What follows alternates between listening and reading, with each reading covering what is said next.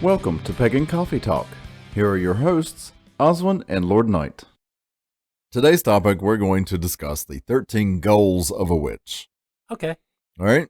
All right. These were first published in Scott Cunningham's Guide for a Solitary Practitioner, I believe, back in 1988. All right. So first of all, we have Know Yourself. I like this one. That's kind of deep. Well, I mean, we've talked about this before, again, this knowing yourself is knowing why you do the things that you do. All right, so instead of knowing why you got upset, it's knowing why you reacted how you did. Right. When you got upset. Exactly. It's like... so whatever actions you took, why did you do that? Right. In other words, is understanding, okay, the reason I don't like strawberries is because I ate a bunch when I was a kid and got sick. Okay. I know it's simple like that, but you understand the cause and effect there. Right. And that's what we're talking about. In yourself, knowing yourself to the point of what it is you actually want versus what you need. I mean, the emotion of need is a whole lot more powerful than the emotion of want. Right. So this just comes down to knowing pretty much all of your ins and outs and your quirks and how you look at the world. Right. And understanding how to use that to your best advantage. Well, I mean, again, it's kind of like, think about it this way. If you know yourself and you're a person who is prone to depression, right, you are going to pick up on the keys or the certain behaviors you keep on seeing yourself going, oh, I'm starting to go into a depression swing. Need to start making phone calls now. Right. Or I need to start taking these actions. I need to do this. I need to do that to keep myself out of this. Right. I mean, just like, having panic attacks. When people are you're having a panic attack once you've had one. Right. This is not something you forget. And once you recognize that feeling, it's just figuring out what's triggering those. Okay. And then trying to figure out, why does this instance trigger this versus not? Right. If it's a different situation. Okay. Makes sense. Well, then we have Know Your Craft. Yes. What does that mean? Know your field of expertise. Pick your expertise and know it. What if you don't have an expertise? Do you have to have an expertise? No, but you should state that to begin with. I don't have an expertise. I'm what is that? Jack of all trades, master of none. Okay. What if you're not even that? Yeah. Then don't insert yourself into that situation, I guess. But could that just be your craft? Could be, I guess, to a certain extent. I'm just asking. I personally don't see how that could happen. I don't either. Because even if you're not... Because you're talking about a craft of neutral. Right. Of nothing. Right. Of not going anywhere. So you're not growing, you're not growing. You're not shrinking, but you're not growing either. So that's the reason why I'm asking. Is this a possibility? I don't think so. I think there's too much stagnant there. Okay. Unfortunately. All right. So whatever your practice is, know it. Know it. I mean, if you're going to be an herbalist, be an herbalist. Know what in the world you're talking about. Show research or whatever behind it. I mean, right. Just know it, I guess. Okay. Learn and grow. Well, we always learn. We always grow. And sometimes we learn the most from the most stupidest things. Give an example.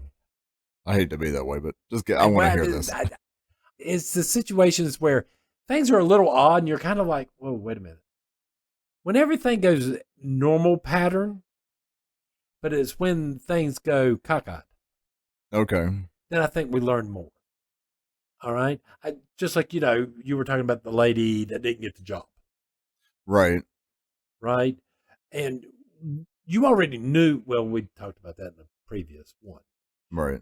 But you knew the pattern of behavior because this woman was training her superior. Right. So you knew what the pattern of behavior was already going to be done. Now, if by chance, let's say she didn't have a bad attitude about it, but had a wonderful attitude and did absolutely delightful training on this, Mm-hmm. 100%, no bitching, no nothing, Right. that would be odd to you. Yes, that would be very odd. And you'd be sitting back going, well, now I got to ask questions. Gotcha. Do you see Yeah. what I'm saying? When things don't go what we expect them to go, that's when most people start asking questions. Well, I'm either going to ask questions or I'm going to be like, oh, she's up to some shit right there. I'm not getting involved. I mean, but do you understand what I'm saying? It just seems like to me that the stuff that upsets, that goes against the grain. And we're not talking about good or bad or anything. It's just that behavior that you So it could be anything. It could be menial. It could be minimal. It could be. It's looking at that kid that scrapes his knees and you expect them to cry and then they just get up and run off. Right. And never do. And it makes you go, well, what the hell? Right. Okay. Apply knowledge and wisdom. What else is there to say? All of these seem like just common sense. I mean, wisdom is nothing more than experience. Right. All right. If there's a difference between knowing something and understanding something. Okay. Knowing how to use a microwave, I can use a microwave. Understanding the electronics behind in the theory and all that of the microwave, I've seen people take that microwave and turn them into guns and other things other than a microwave. Right. This is where wisdom lies. Taking that stuff and sometimes making things work together that could it be explained like it's the difference between book smart and street smart? To a certain extent. Book smart would be the knowledge. But street smart would be the wisdom. But street smart would be taking that knowledge you learned from the books and applying it to the streets. Right. Therefore, but that's what I'm saying. That's where you gain the wisdom. Right. Because again, you got to think about it like this. In college class, when you were at college and all this, they just taught you theory. Right. And they kept on repeating, they were teaching you theory. Right. This is how it's going to work when it's perfect. Just like doing my electronics course. Oh, this is how it's going to go and it's going to work out great. And it never does. No, it never does. It never does. Because that's life. That's reality. This is where people have to learn to apply knowledge and wisdom. Okay. Well, then we have achieve balance. Yes. Achieve balance. What is balance? And how do you achieve it? Balance is balance between your life and religion, balance between, that you're getting, everything's getting equal amount of time. Okay. Just like in nature, there's a dark time. There's a time to rest. There is a time to be active. I hate to be that way. It's like that song. To everything, turn, turn, turn. There is a season. Yep. Same thing. It's just some of these seasons can be small and short. Okay. Keep your words in good order. Yes. Please, people, please. What does that mean? Keeping your words in good order. It means mean what you say and say what you mean. Okay, so it's not like words come in a sequential sequence. No. I mean, might as well just, go to one of the AIs and have them write you a random story about random things. Oh, okay, yeah. That's not keeping your words. And do you see what I'm saying? Yeah. To me, it's a slightly smarter monkey hitting a typewriter. So it could also be speaky little, listen much. Yeah. Think before you speak. Yes. All of those things. Right. That way you're keeping your word and being honest, because it's really hard to keep the lies straight. God, is it ever? Been there, done that. Not going to do it again. If I don't like you, I don't like you. Right. No rub off me. You don't like me? Bye. Bye. Bye, Felicia.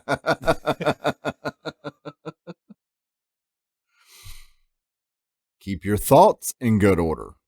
This is even better. Don't get me wrong. The older I get, yes, the harder it does to keep your thoughts in order.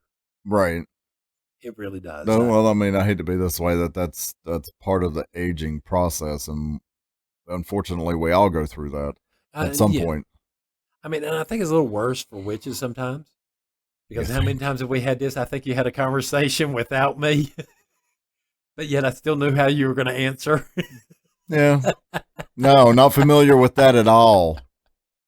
So you still have that going on with a little dementia, I guess. Start together. What do you get? Insanity. Right. Not only is every day a new day, but hey, conversations never happened. And you always meet a new person in the mirror.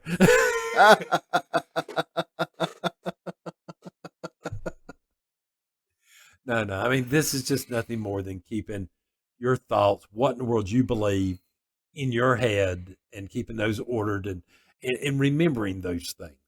Okay. Who you are. You should be more proud of who you are than anything else, any labels or anything. Just be yourself. All right.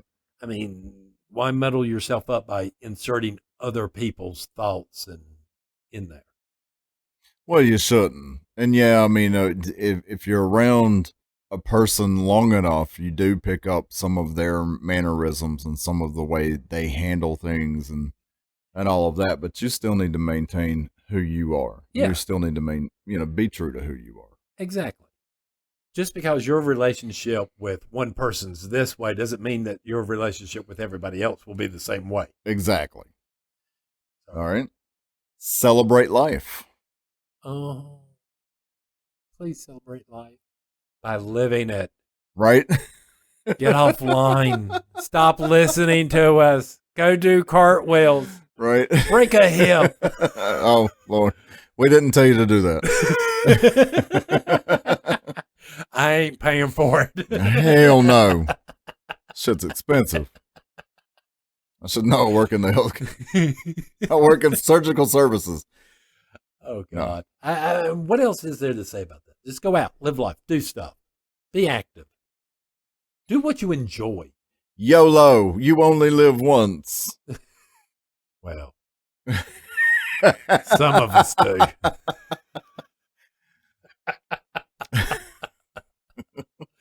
Some of us come back repeatedly. Right. No, but I mean, the point is that you only have this lifetime once. As this person. Right. I mean, because it will never happen again. I mean, because if you think about it this way, if you've ever watched Doctor Who and his regeneration, this is sort of like if we could remember from one lifetime to another. Yes. But notice how the personalities change. Right. So majority of the times, like when, which I've been watching Doctor Who, okay, when Jeff, whatever, was leaving the first time as the Doctor, and him getting all upset, I felt the emotion of that because it was the death of not the Doctor, but that personality. Oh, okay, yeah. Does that make sense? Yeah, but some of that personality carried over. Well, yeah. Some of it did. Some of it did. So it wasn't completely lost. But yeah, I can see that. If we were able to do that. All right. Attune with the cycles of nature. Oh, well, we just do rituals. I know, I mean... Well, I mean, that's part of what we do. We do it through ritual. We do it through meditation. We do it by living life. Right. Because if you're out there living life, you're going to be forced to change your behaviors at certain times of the year. I mean, there's only so long you can wear that swimsuit before, right. I mean, well, and before it actually gets cold, I mean, and you start freezing off stuff. All right. Like, hey, we need to keep them a little longer. Breathe and eat correctly. You see, I sort of wish he would put at the end of that for you. Yeah, because I do believe that's different for everybody. I know. So there's no one correct way to do that. No.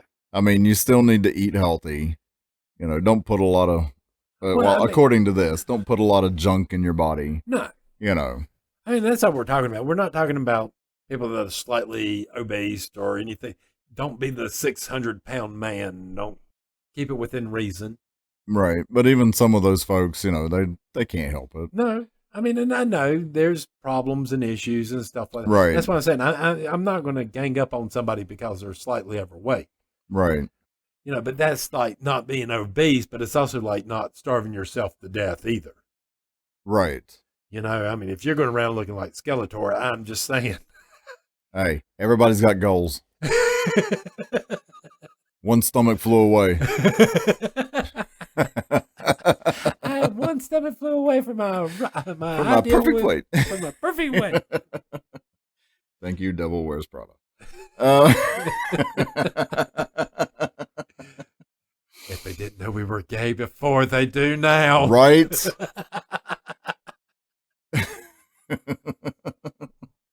Exercise the body. Get out. Move. Yeah, and that doesn't mean you have to hit the gym every fucking day. No. It just means get out. Move your body. Do something. Be physical. Something. Be physical. If you have a dog, take your dog for a walk. If you have a cat, take your cat for a walk. Some cats do that, but I'm just trying to say how much motion you're going to have trying to put a damn leash on a cat. By the time you get that far along, you might be like, I'm done. I'm done. I've had my exercise for the day. You ever had to take a cat to the vet? You know what we're talking about.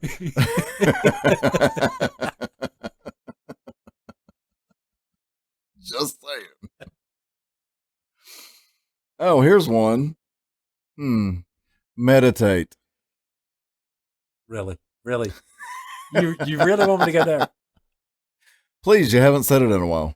Meditation. Meditation is a wonderful thing. It should be done daily.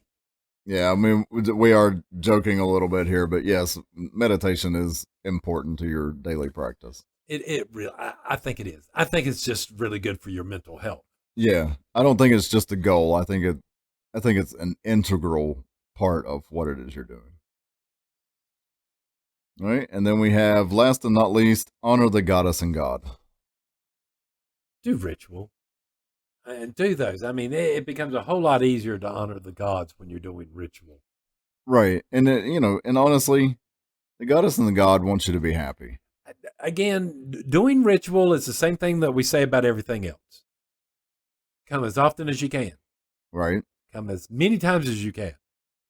All right? But just like anything else, if your ox falls into a ditch on Sunday, get your ox out. If it falls in your ditch every Sunday, either fill in the ditch or kill the ox. Right. And show up for ritual. Right. It's as simple as that. But it also goes beyond ritual, I think. I think if you're living your life and you're following all of these goals, well, for some reason, I think you are, in essence, everything's led up to this one. There's always this argument about if ritual is more important than belief. And these are actually called two different things. And I think the way it's argued drives me up the wall. Right. Because I see this problem as more of a chicken and the egg.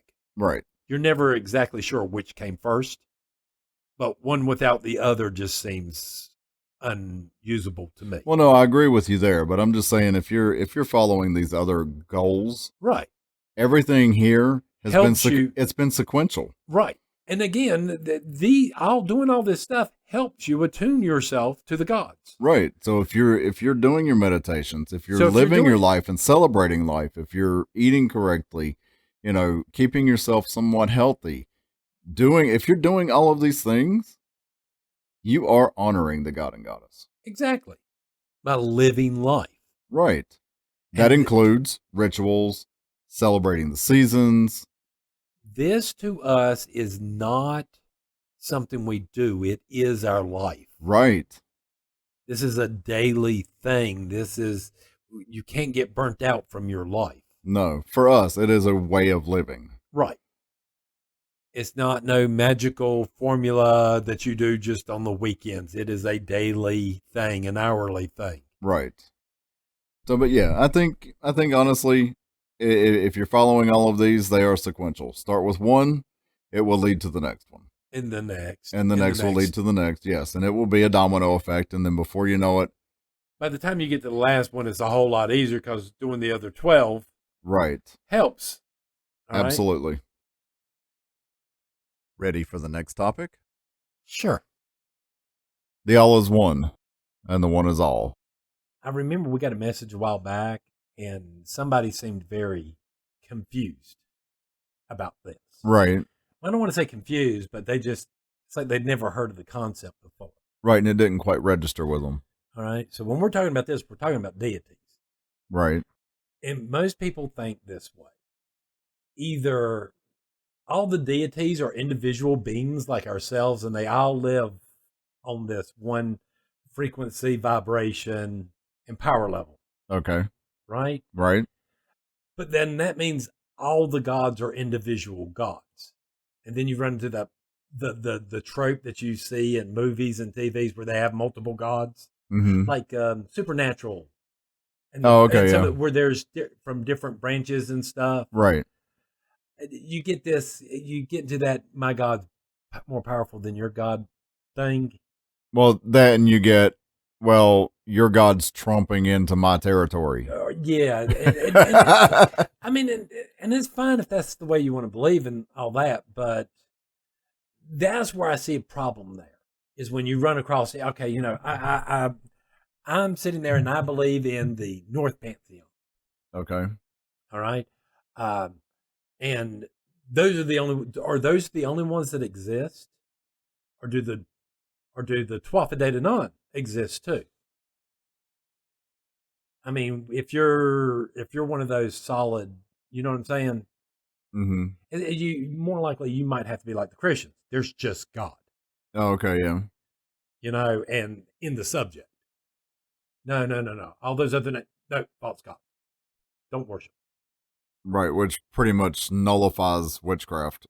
Right. I mean, and nullifies the whole. I mean, this is the way it is in my head. I'm not saying I'm wrong or right. It's just the way I'm looking at it.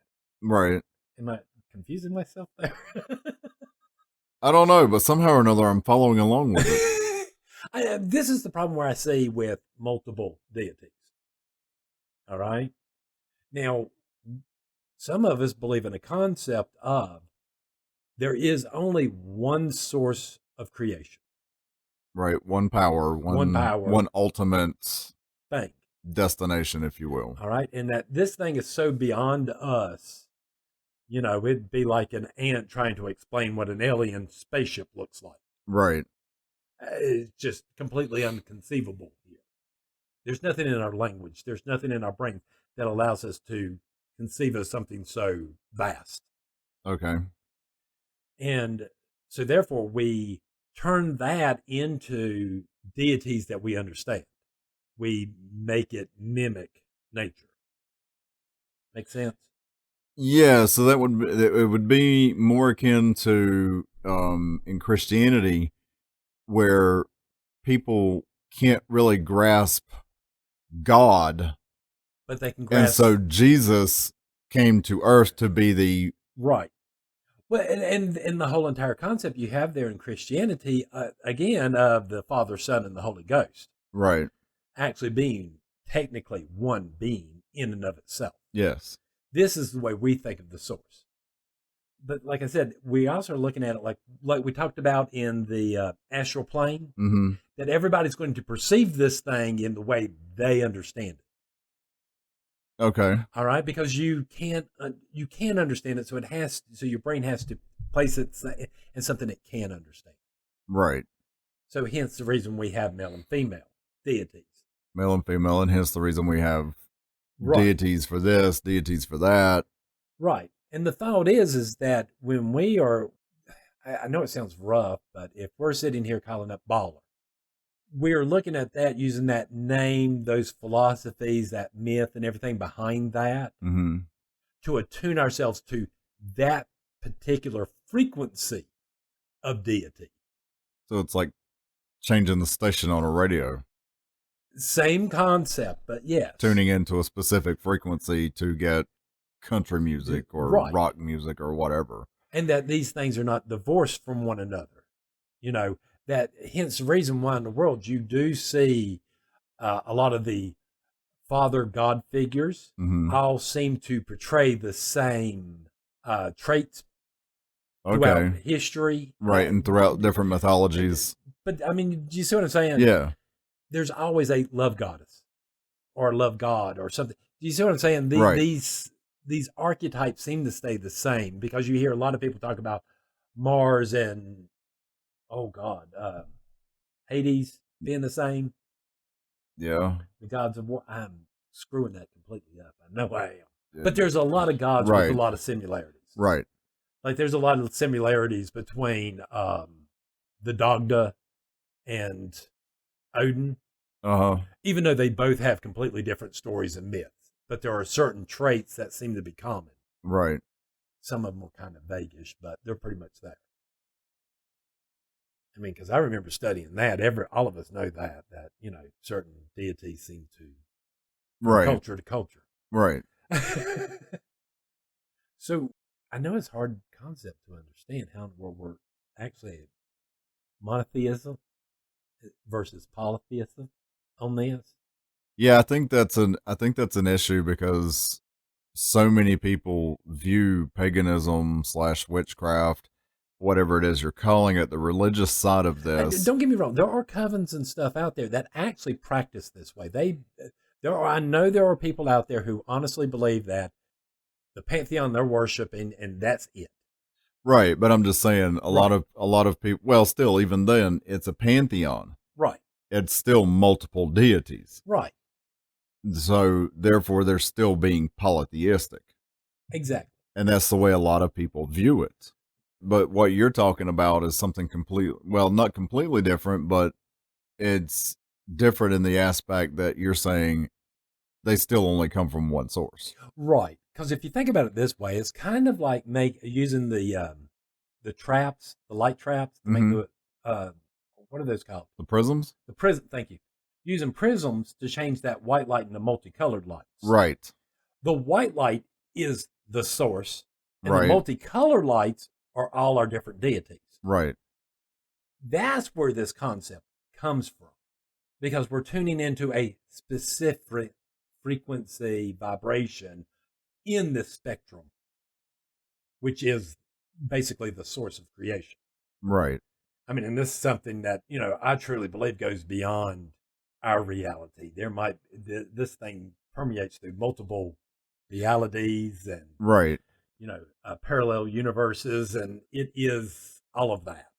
Yeah, and I kind of like that idea because honestly, I mean, if you're going through the whole polytheistic view, then you've got so many deities from so many different cultures, and it's like, how do you choose? That's a lot of deities to go through to pick a singular set of deities to follow. Well, see, now, and again, I could be wrong here, so if I'm about to piss off people, I'm sorry.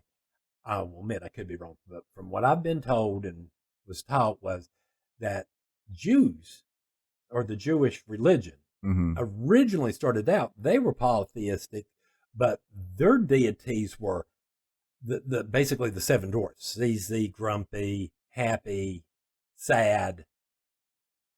So they were Their emotions. deities were emotions. Each deity was an emotion in and of itself. Okay, I can't speak to that, but that's interesting. Well, the idea there is you're not necessarily tuning yourself to a specific deity. You're trying to attune yourself to a specific emotion. Right. All right. Like if you're wanting to understand anger, the way I understood it, they would sit there and literally pray upon anger and meditate upon this. It's the same thing that I see us doing when we're sitting there after we've meditated for a number of years and gone through our quote unquote shit cup, Right. sitting there going, okay, I'm going to use this symbol to represent love, and then sit there and meditate every past event I felt love, And put it into that symbol. and put it into that symbol to where when I see that symbol, I have nothing but pure love energy in me. Right. Same concept. And I still like this, and I even like this concept better than individual deities to a certain extent. Does that help? I mean, because the way we look at deities and stuff, I mean, you got war, which covers aggression and, you know, security and all this other stuff. Right. And I know it kind of clumps some emotions together.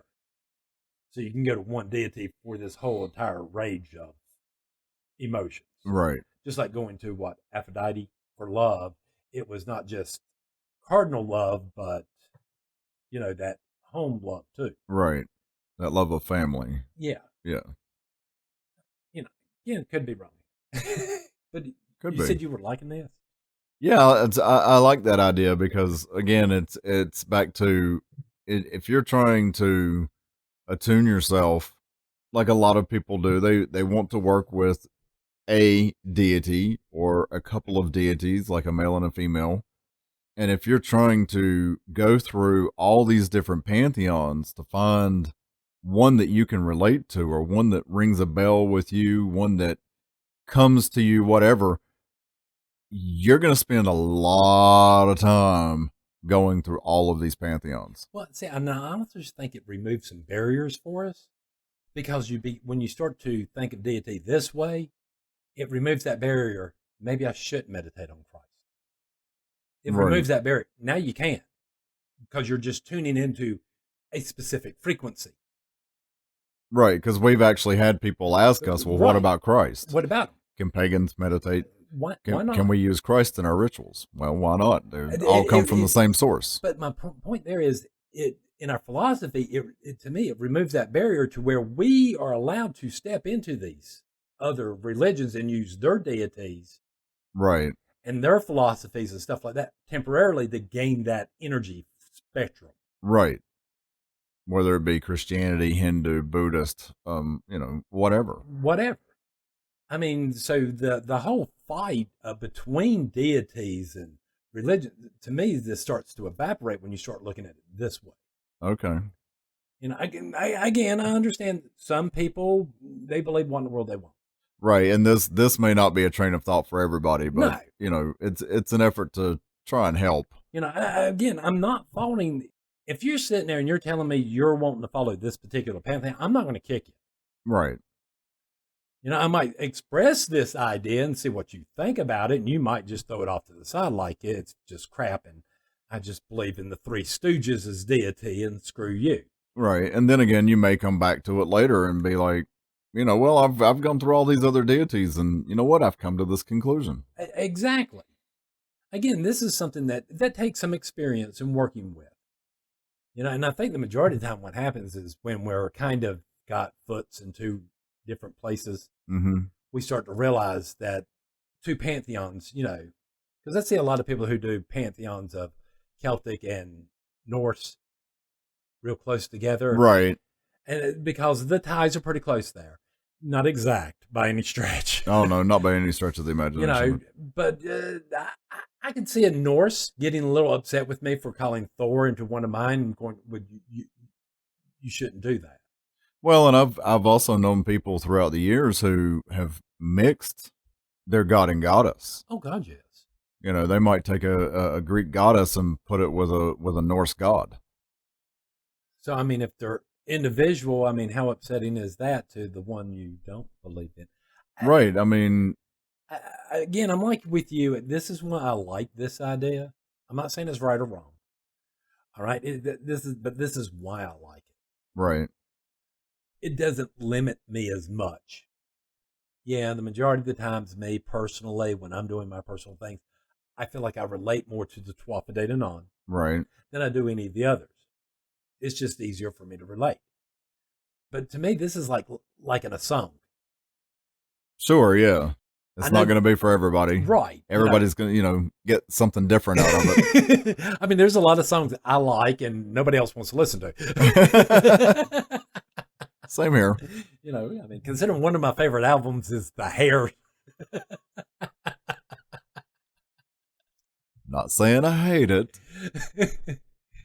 Just be careful where you're playing it. Right. Don't want to play it out in public too much. But do you got any other thoughts on this? No, I think that pretty much sums it up. I mean, when I started on my path, it was kind of intimidating with trying to find something that fit with me. And I don't know, we once I started hearing the idea that we were just talking about, and I believe it's also been that you have also put it as they're two sides of the same coin. No, no, no. How that saying goes is all gods are one god, all goddesses are one goddess, and the god and goddess are just two sides of the different sides of the same coin. Right. But still, it comes back Back to to the coin. coin. The coin is your source. Right. So it doesn't matter what you do beyond that, That it's still that coin. right. And that made it so much easier for me to relate to more of what we were doing and what I was studying and what I was learning. And I don't know, it just made it easier. It was And less intimidating. I didn't have to worry about. well, now with you saying it like that, that makes me wonder. I could see where people would find this intimidating because now it's not just, hey, I'm going to learn this one pantheon, and that's Well, it. true, yeah. Now I have the whole scope of the whole entire world of every religion ever taught. Right. But see, for me, okay, I relate to Anubis, Right.